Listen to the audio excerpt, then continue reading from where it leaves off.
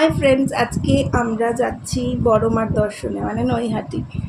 তো পুরো ব্লগটা তোমাদের সাথে শেয়ার করব, আশা করি সাথে থাকবে। তো চলো শুরু করা যাক, বেশি কথা না বলে।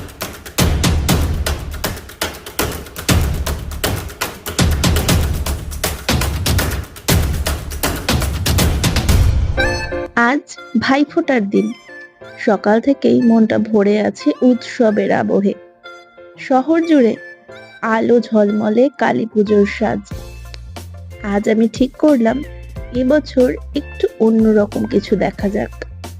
তাই সকাল সকাল বেরিয়ে পড়লাম শ্রীরামপুর থেকে চুঁচুড়া লোকাল ট্রেনে। ট্রেনের জানলার পাশে চলার সময় যেন মনে হচ্ছিল বাংলার মাটির এই গন্ধ, এই হাওয়ার ছোঁয়া, এই নদীর পাড় সব যেন বলছে চলো দেবীর ডাকে চলো। আজকের যাত্রায় আমি, আমার হাজবেন্ড এবং আমার 2 সন্তান এবং আমাদের পরিবারের পাশাপাশি আরো একটি পরিবার ছিল, সেটা হচ্ছে দেবাশিসদার পরিবার। দেবাশিসদা আমার হাজবেন্ডের ভীষণ ভালো একজন বন্ধু, তো তার ওয়াইফ এবং তার ছেলে, মানে আমরা 2 পরিবার মিলে আজকে বড় মাকে দেখতে গিয়েছিলাম।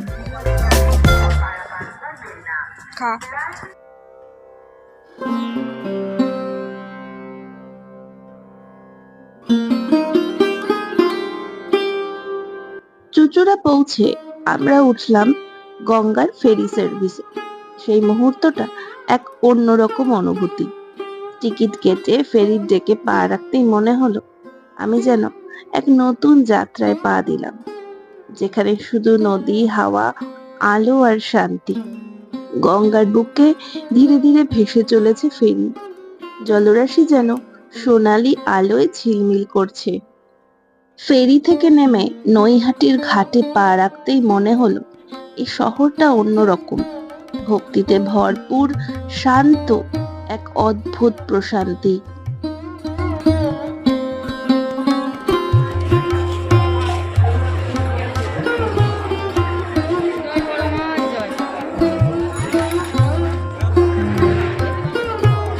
জয় বড় মা, জয় বড় মা, জয়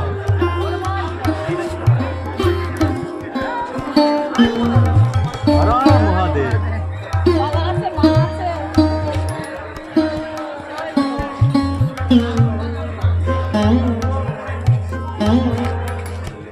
জয় বড় মায়ের জয়।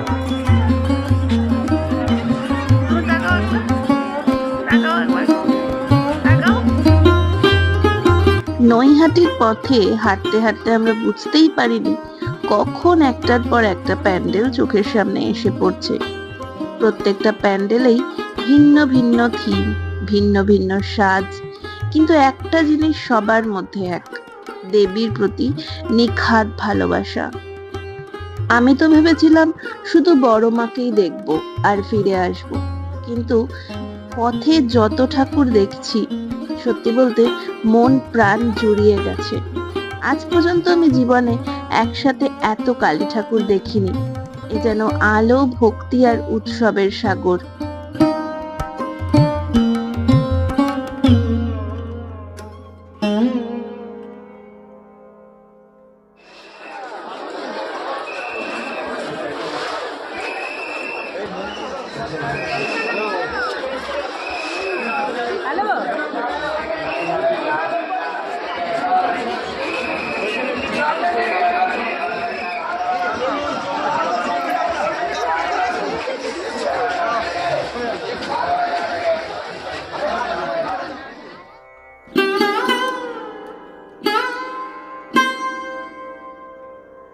এরপর যার জন্য আসা, নৈহাটির বড় মা।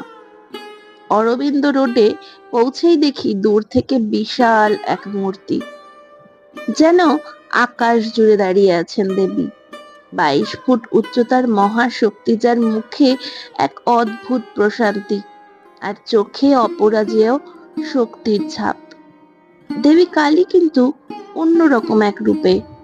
এখানে নেই ভয়, নেই হিংসা, আছে এক মাতৃত্বের ছোঁয়া। যেন তিনি শুধু মহাকালীর প্রতীক নন, তিনি মা, যিনি রক্ষা করেন, আশীর্বাদ দেন আর চোখের জল মুছে দেন। চলো বন্ধুরা, তোমাদের শোনাই নৈহাটির বড় মায়ের পৌরাণিক ইতিহাস। এই ইতিহাস শুরু হয় 1923 সালে, আজ থেকে প্রায় 100 বছর আগে। তখন এক তরুণ ছিলেন ভাবেশ চক্রবর্তী, নৈহাটিরই বাসিন্দা। তিনি একবার নবদ্বীপ গিয়েছিলেন। সেখানে দেবী কালীর এক অসীম মহিমা এবং ভক্তির জোয়ারে তিনি আপ্লুত হন।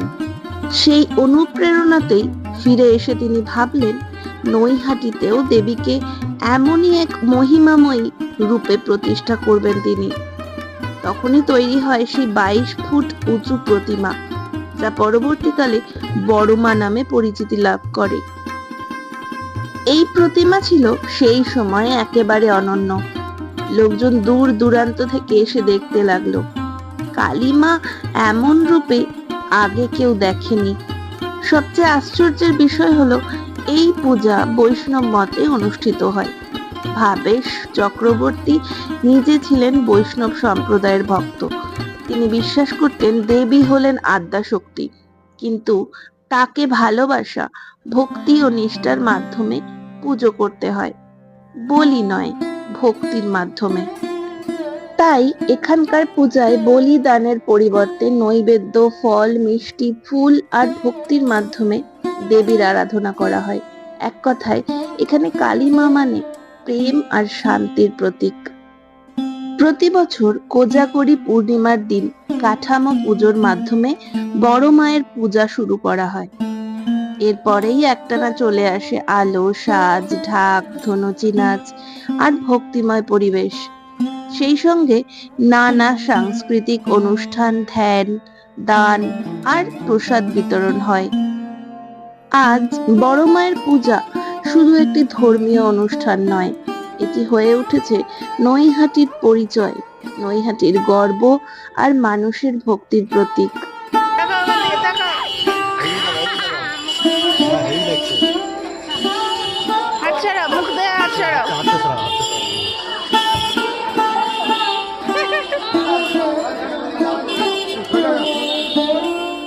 এরপর আমরা গেলাম নৈহাটির লোহাপাড়া। প্যান্ডেলের সাজসজ্জা যেন বৃন্দাবনের আবহে। মৃদু বাঁশির সুরে ভেসে আসছে রাধা কৃষ্ণের প্রেম কথা।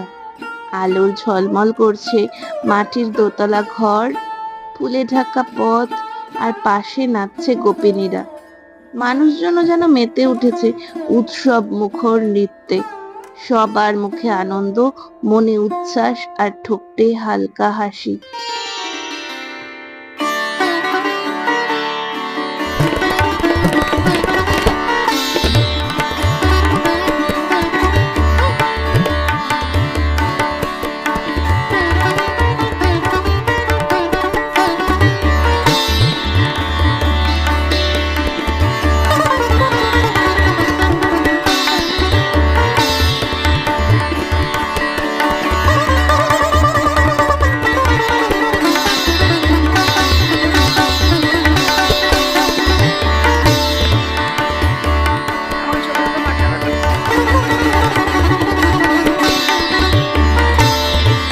প্যান্ডেলের প্রবেশদ্বারেই দাঁড়িয়ে আছেন রাধা আর কৃষ্ণের এক মনোমুগ্ধকর মূর্তি।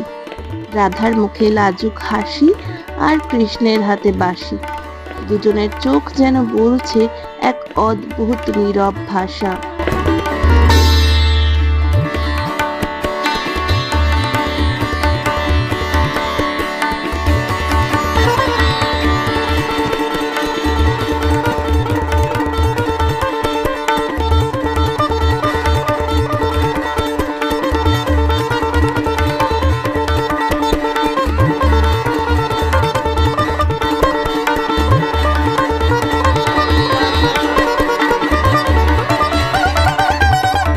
রোমাঞ্চকর দৃশ্যের পরেই সামনে এসে পড়ল আসল প্রতিমা, কৃষ্ণকালী।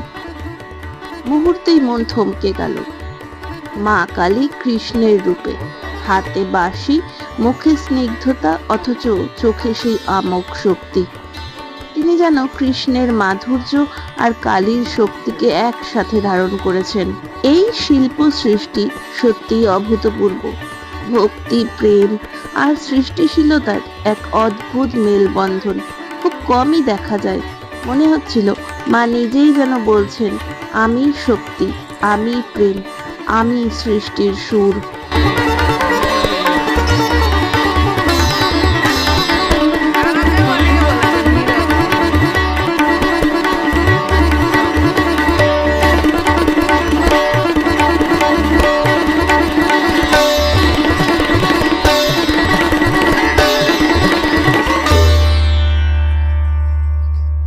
কি হলো?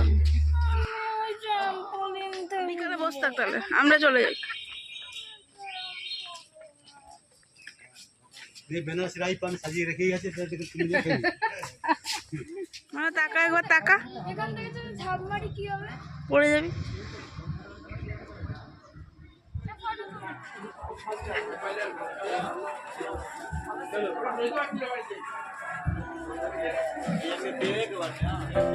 সারাদিনের শেষে এবার তো পেট পুজো দরকার।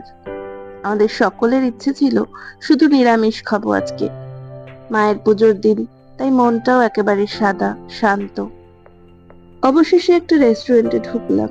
নিচতলায় দেখা গেল নিরামিষ খাবার আছে বটে, কিন্তু শুধুই কচুরি আর তরকারি। দুপুরবেলা সেইটুকু খাবার খেয়ে পেট ভরবে? বাঙালিদের দুপুর মানেই তো গরম ভাত, ডাল, তরকারি। তাই ভাবলাম উপরে উঠেই দেখি, হয়তো কিছু ভালো নিরামিষ পাওয়া যাবে, কিন্তু না, ওপরে গিয়েও আশাভঙ্গ। একটাও নিরামিষ আইটেম নেই। ততক্ষণে ভেতরের ক্ষুধা যেন ঢাকের তালের মতো বেজে উঠেছে। অগত্যা আমিষ অর্ডার করতেই হলো। ইচ্ছে না থাকলেও উপায় ছিল না। তবে বলতেই হবে, খাবার যথেষ্ট সুস্বাদু ছিল। গরম ভাত, পোলাও, মাংসের ঝোল, ঠান্ডা পানীয় ক্লান্ত শরীরটাকে যেন নতুন করে জেগে তুলল। খাওয়া শেষ করে মনে হচ্ছিল একদিনের ভ্রমণ, একদিনের পূজা আর হঠাৎ পাওয়া স্বাদের আনন্দ সব মিলিয়ে দিনটা একেবারে পূর্ণতা পেল।